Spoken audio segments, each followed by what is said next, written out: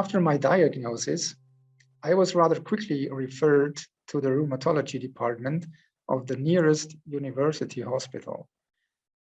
There, in this department, my clinical picture was known, and immediately attempts were made to stop the progression of my disease, which, however, only succeeded to a limited extent.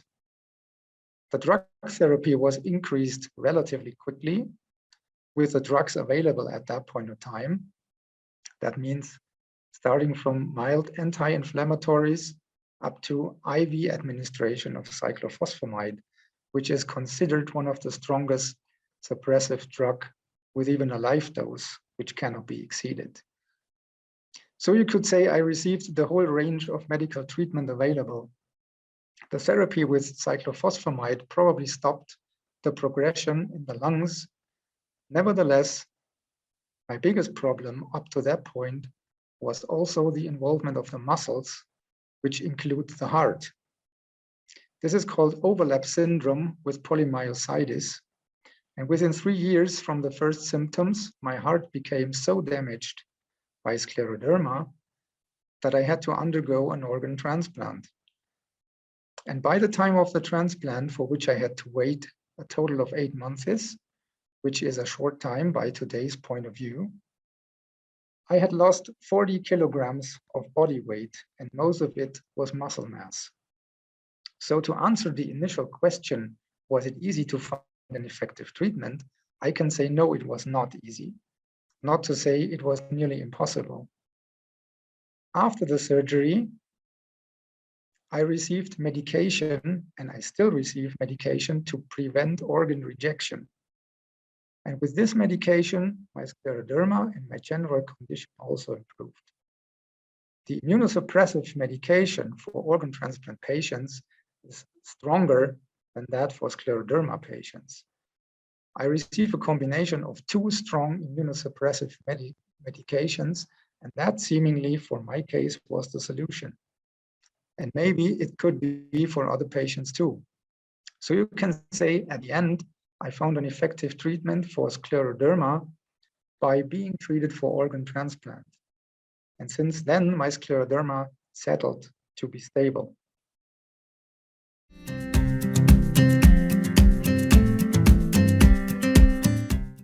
When it comes to the impact on daily life, every patient probably has different experiences. Depending on how aggressively the disease proceeds and depending on the patient's environment, very different experiences can emerge. However, there is one commonality. Scleroderma completely turns your life upside down. And first of all, not in a positive sense. At the beginning of the disease, we are far away from positivity. You have to work constantly at your disease over the years, and you never have to stop. If I had to explain what it means to live with scleroderma, I can put it very simply. I call scleroderma the 40% disease. Why I do that? Because scleroderma has left 40% of everything I used to have before, more or less. That means 40% of my fitness and energy, 40% of my mobility, 40% of my circle of friends, 40% of my income, 40% of my handsomeness, 40% of myself, physically speaking.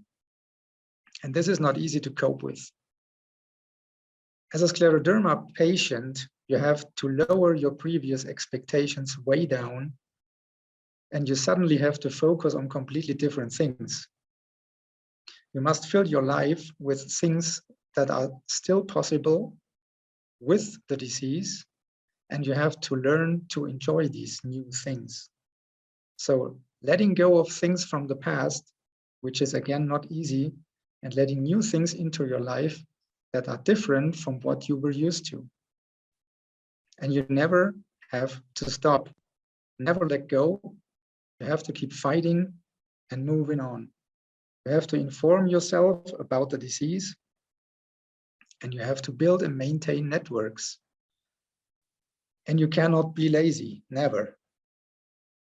I have a good friend in California who also works in a patient organization, and she always calls people with scleroderma warriors. That sounds a little bit harsh, but it absolutely gets to the heart of the matter. We are warriors because we have to be. The disease, scleroderma, does not give itself a break, and neither should we.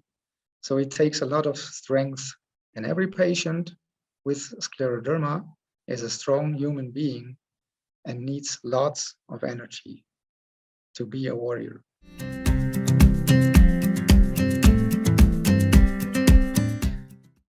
Of course, every patient with a chronic disease wishes to be cured of that very disease. And I wish the same. I want to get cured from scleroderma.